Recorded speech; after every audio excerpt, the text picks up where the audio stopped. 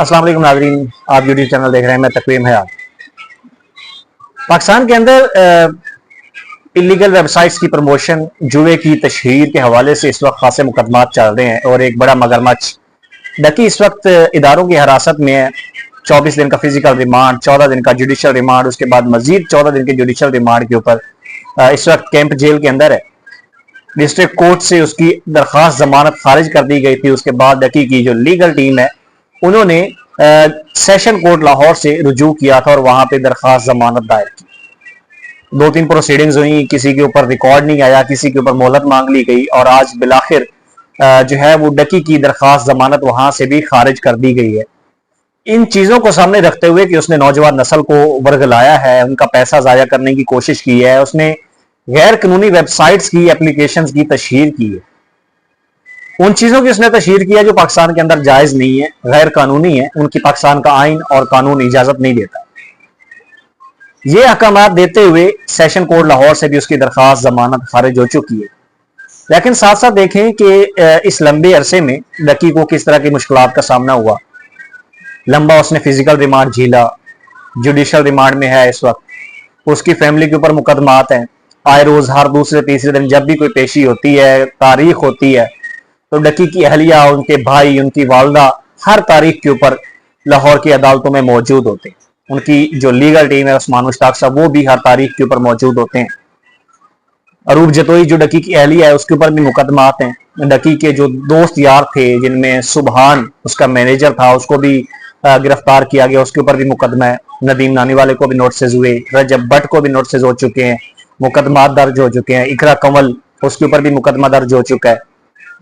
अब डकी का एक और दोस्त जो इसका करीबी दोस्त था, प्रमोशनों में उसका हिस्सा था, प्रमोशनें करता था, बाबा ओपी नाम से, वो भी चंद दिन पहले लाहौर एयरपोर्ट से पकड़ा गया है और उसके हवाले से खबरें हैं कि डकी भाई के नामजद करने के ऊपर बाबा ओपी को गिरफ्तार किया गया और अब इस वक्त तक वो जो है वो फिजिकल रिमांड के ऊपर NCCIA के पास है। उससे भी मुख्तलिफ चीजें बरामद की जा रही हैं और मामला चल रहे हैं।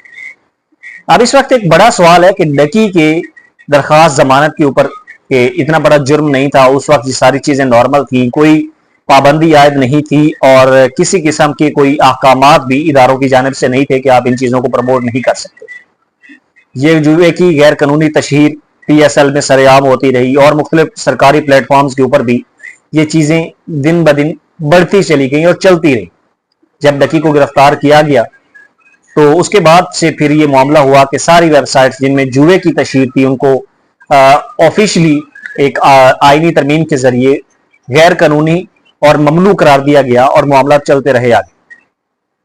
अब सबसे अहम मसला है डकी भाई की दरखास्त जमानत और डकी की जमानत का बोल। एक चीज आज वाजे कर दूं कि डकी की दरखास्त जमानत जिला कचहरी से और सेशन कोर्ट से खारिज कर दी गई है कि उसने एक जुर्म किया है और उसके पास से जितनी चीजें बरामद हुई हैं, उसने जो है वो यूट्यूब के ऊपर प्रमोशनें की हैं, उसके पास इस तरह की कुछ चीजें भी सामने आई हैं कि वो बायनोमो का पाकिस्तान का कंट्री हेड भी था। और नीचे वाली अदालतों ने तो उसका कोई खातिर खा उसको रिस्पॉन्स नहीं दिया और उन्होंने उसकी दरखास्त जमानत नहीं ली। अब अगला मामला है डकी की अहलिया की जानिब से, उनकी फैमिली की जानिब से, डकी के भाई की जानिब से लाहौर हाई कोर्ट का कि वहां पे दरखास्त जमानत कल दायर होगी।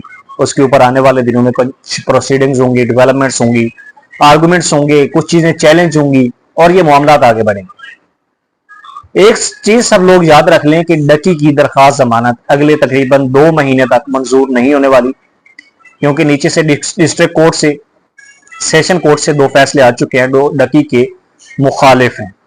अभी हमने पहले भी आपको बताया कि जब भी डकी को बेल मिलेगी तो वो हाई कोर्ट से ही जाके मिलेगी। नीचे वाली जो अदालतें हैं वहां से डकी का दरखास्त जमानत मंजूर नहीं होगी, क्योंकि ये एक बड़ा केस है और इसको बहुत उछाल दिया गया था मीडिया के ऊपर। इसके ऊपर मुख्तलिफ किस्म के पॉडकास्ट, इंटरव्यूज और तबसरे और तज्जिए भी हुए। सैटेलाइट चैनल्स के ऊपर भी डकी का जो ये केस था ये चलता रहा और आए रोज हर सरकारी शख्स ने इसमें जो है वो अपनी गहरी दिलचस्पी दिखाते हुए इस केस को आगे बढ़ाया। और इसी केस के सिलसिले में NCCIA के एडिशनल डायरेक्टर थे सरफराज जौहरी साहब, उनका भी तबादला किया गया और वो इस वक्त अभी तक तो छुट्टियों पे हैं। अब आने वाले दिनों में देखते हैं कि इसके ऊपर उस्मान मुश्ताक साहब, डकी की फैमिली क्या प्रोसीडिंग करती हैं इसके ऊपर। कौन से आर्गूमेंट के जरिए लाहौर हाई कोर्ट से दरखास्त जमानत मंजूर करवाई जाती है या फिर वहां से भी जमानत खारिज होगी। आने वाले चंद दिनों में इसके ऊपर भी कुछ ना कुछ जो है वो अहम डेवलपमेंट्स होंगी। लेकिन बाबा ओपी भी इस वक्त जो है वो अदालतों के चक्कर लगा रहा है, फिजिकल रिमांड के ऊपर है। अरूप जतोई भी 8 तारीख तक जो है वो अबूरी जमानत के ऊपर है, उसके ऊपर भी मुकदमा दर्ज हो सकता है, उसकी जमानत खारिज हो जाए या कंफर्म हो जाए। अब ये सारा मामला जेर तफ्तीश है, काफी सारी चीजें चल रही हैं। रजब भट्ट, अनस अली, हुरैरा, इकरा कंवल, इरम महमूद, इनके भी ऊपर भी मुकदमात इस वक्त चल रहे हैं और कुछ लोग जो पाकिस्तान से बाहर हैं उनको पाकिस्तान में इंटरपोल के जरिए लाने की कोशिश भी की जा रही है। अब देखते हैं इस हवाले से क्या डेवलपमेंट्स होंगी, इदारे कामयाब होते हैं या फिर जो काले कोट वाले वकील हैं वो अपने क्लाइंट्स को बचाने में कामयाब होंगे। तो इन हवालों से जो भी डेवलपमेंट्स होंगे आपके सामने जरूर रखेंगे। आज तक के लिए इतना ही, इजाजत दीजिए। पाकिस्तान जिंदाबाद।